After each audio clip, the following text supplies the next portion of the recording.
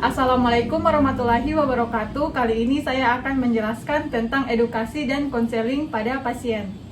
Selamat pagi Bu, dengan saya Dr. Indah. Saya bertugas di klinik pada pagi hari ini. Sebelumnya saya lakukan anamnesis dulu Bu ya. Baik, dengan Ibu siapa? Ibu Ama, Baik, Ibu Ama, usianya berapa Bu? usia 30 tahun dok. 30 tahun.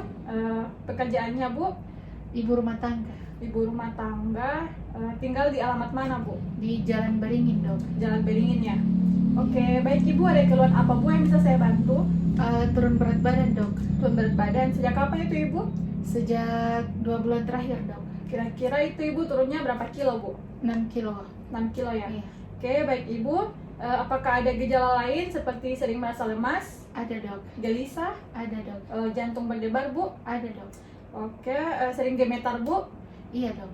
Sulit tidur juga Bu ya? Iya. Ibu apakah ada telat haid Bu? Ada dok.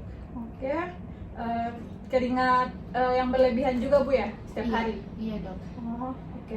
Baik Ibu, setelah kita melakukan anamnesis, kita selanjutnya akan melakukan pemeriksaan fisik dan pemeriksaan penunjang. Iya dok.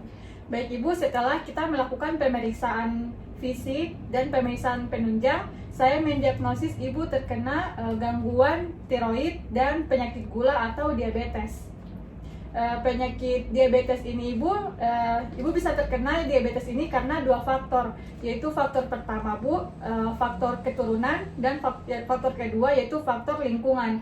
Untuk faktor keturunan Ibu itu karena dari faktor keluarga, yakni ada turunan dari keluarga Ibu yang terkena penyakit yang sama, kemudian terkena pada Ibu. Kemudian yang kedua Ibu itu faktor lingkungan. Faktor lingkungan ini Ibu berarti lifestyle atau gaya hidup yang kurang sehat, seperti suka malas-malasan, jarang olahraga, dan makan yang manis-manisan dan tidak diet. Jadi Ibu, diabetes ini Ibu adalah gangguan insulin pada tubuh Ibu, sehingga kadar gula darah Ibu dalam tubuh itu sangat tinggi. Kenapa bisa tinggi? Karena insulin ini terganggu dalam tubuh Ibu, bahkan berkurang sampai tidak ada sama sekali. Insulin ini yang membantu untuk menstabilkan kadar gula darahnya Ibu. Kemudian diabetes ini Ibu sifatnya progresif, yakni dia penyakit seumur hidup dan tidak akan sembuh. Lebih parahnya Ibu, dia bisa terkena komplikasi. Komplikasi yang Ibu bisa dapatkan itu seperti penyakit jantung koroner, kemudian gagal ginjal. Nah, gagal ginjal ini Ibu disebabkan bukan karena obat yang Ibu minum, yang Ibu konsumsi, tetapi gagal ginjal ini Ibu bisa kena karena penggunaan konsumsi karena konsumsi obatnya Ibu yang tidak beratur dan tidak rutin, sehingga gula darah Ibu naik, dan itu yang menyebabkan gagal ginjal pada Ibu. Baik Ibu, kemudian saya akan memberikan bagaimana tata laksanaan untuk diabetesnya Ibu agar tidak terkena komplikasi, yakni ada 5 pilar Ibu. Pilar yang pertama itu yaitu diet. Jadi Ibu untuk menstabilkan gula darah Ibu itu, Ibu harus, yang sangat wajib itu diet. Diet di sini yaitu Ibu harus mengkonsumsi makanan indeks glikemik dan beban glikemik yang rendah. Jadi Ibu kurangi makanan yang manis-manisan dan harus wajib konsumsi makanan yang berserat.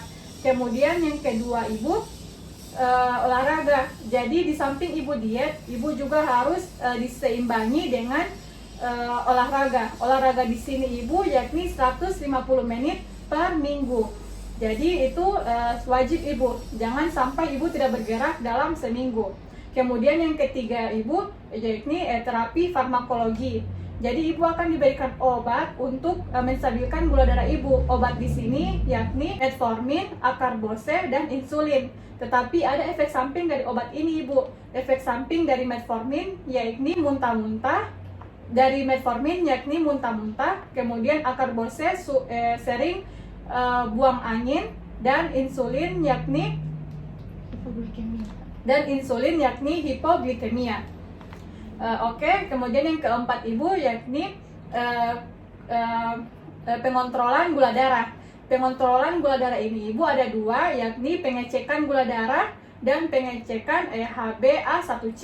Untuk pengecekan gula darah Ibu itu untuk pengecekan gula darah Ibu secara jangka pendek. Kemudian yang kedua itu pengecekan HbA1c itu untuk pengecekan jangka panjang, Bu. Oke Ibu, yang terakhir yang kelima itu komplikasi dan edukasi. Baik Ibu, seperti yang sudah saya bilang sebelumnya, diabetes ini Ibu sifatnya progresif, yakni penyakit seumur hidup. Kemudian penyakit ini sangat rentan dengan faktor resiko untuk terkena komplikasi. Komplikasi ini Ibu, saya ulangi kembali, yakni penyakit jantung koroner, gagal ginjal, kesemutan, mata buram, dan yang parahnya bisa menyebabkan luka pada kaki Ibu, yang parahnya bisa sampai amputasi Ibu kakinya. Jadi Ibu, untuk mencegah komplikasi yang terjadi pada tubuh Ibu, maka saya sangat sarankan Ibu untuk tetap menjalankan 5 pilar Ibu secara rutin dan setiap hari. Dan juga untuk penggunaan obat harus rutin Bu, jangan sampai putus-putus Ibu untuk konsumsi obatnya agar gula darah Ibu tidak naik dan menyebabkan gagal ginjal. Baik Ibu, itulah edukasi tentang diabetesnya Ibu. Ada pertanyaan Bu? Tidak ada dok. Tidak ada ya. Oke, terima kasih Ibu. Semoga tetap dijalankan 5 pilar tersebut Bu ya. Oke, cepat sembuh Bu. Terima kasih. Iya dok. Baik, itulah edukasi dan konseling pada pasien. Lebih dan kurangnya mohon dimaafkan. Assalamualaikum warahmatullahi wabarakatuh.